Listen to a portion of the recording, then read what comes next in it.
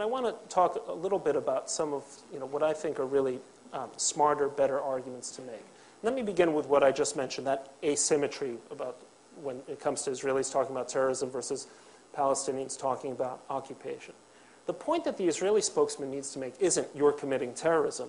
The point is, why are you committing this terrorism, and why is it that such a large segment of the Palestinian population is committed not to building a state of their own, but to destroying our state? Why is it that poll after poll of Palestinians shows that a majority of them continue to believe that the only just solution to the Israeli-Palestinian dispute is a one-state solution, effectively Palestinian, from the river to the sea? People don't look at this data, but it's out there. The University of Liverpool did an extensive survey of this, which showed that while something like 17 or 18% of Israelis believe that the final outcome of any agreement with the Palestinians has to be in Israel that's from the river to the sea, that it's essential, that you'd have to flip those numbers. It's, I think, 81% of Palestinians believe that that has to be the outcome. And it's not just among the Palestinian people. When Palestinian leaders talk about, we need a final agreement which includes the status of the refugees, what they're talking about is resettling 2, 3, 4 million people in Israel itself. You go to groups like Palestinian Media Watch, and they will provide you with mountains of evidence that this is what Palestinians continue to believe. Now, my grandmother was kicked out of Russia and then Germany, and I would gladly reclaim my place on the Russian throne and the rest of my Romanov inheritance and the apartments in Berlin. That doesn't happen for the rest of the world's refugees. But the Palestinians have continued to insist on it, and of course, every time they insist on it, they can count on the fact that 85 to 95% of any Western audience has no idea what they're talking about.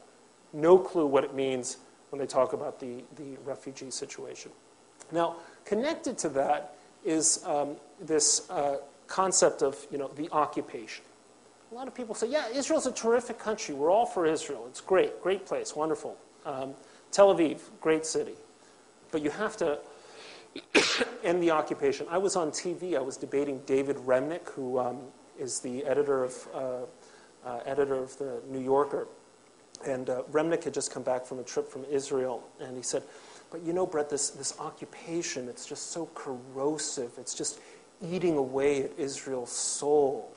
And he says it in this kind of pathetic way of his. But the style of I felt like, as he was speaking, I felt there were little umlauts in his diction. And I said, David, I agree. The occupation is bad.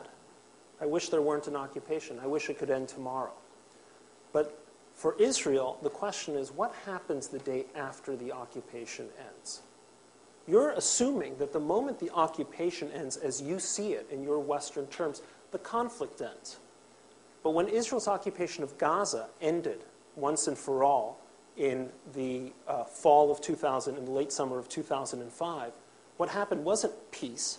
Gaza didn't decide that it was going to show the world what the Palestinians would do with some land of their own. Or maybe they did decide they would show the world what they would do with some land of their own. But instead of turning it into a little, Singapore, a little Hong Kong, they turned it into a terrorist entrepot, a staging ground for constant missile and rocket attacks on Israel. So why should the Israelis have any confidence that if they give back an even greater and strategically more significant segment of land, that they're not going to get something like Gaza, but on a vastly greater scale? The fundamental point is that much as we'd like to believe that Israel's conflict with the Palestinians is territorial and therefore can be solved by territorial means, fundamental conflict is existential, at least from the point of view of the Palestinians. Palestinians remain overwhelmingly committed to seeing through the destruction of Israel. And until it becomes a purely territorial dispute, then you're going to continue to have a basic problem, whether there's an occupation or not. So people say, well, are you against a two-state solution? No, I'm 100% in favor of a two-state solution. Two-state solution is ultimately in Israel's best interest. But a two-state solution under what conditions? A two-state solution where the other side is like Canada, like a nice little country that is pleasant to visit, or a two-state solution where the other state is a terrorist state, the tip of an Iranian spear, dominated by a group like Hamas, whose charter calls not only for the destruction of Israel, but for the eradication of Jewry in the Holy Land. If that's the case, I'm willing to wait until we have better conditions to create a two-state solution.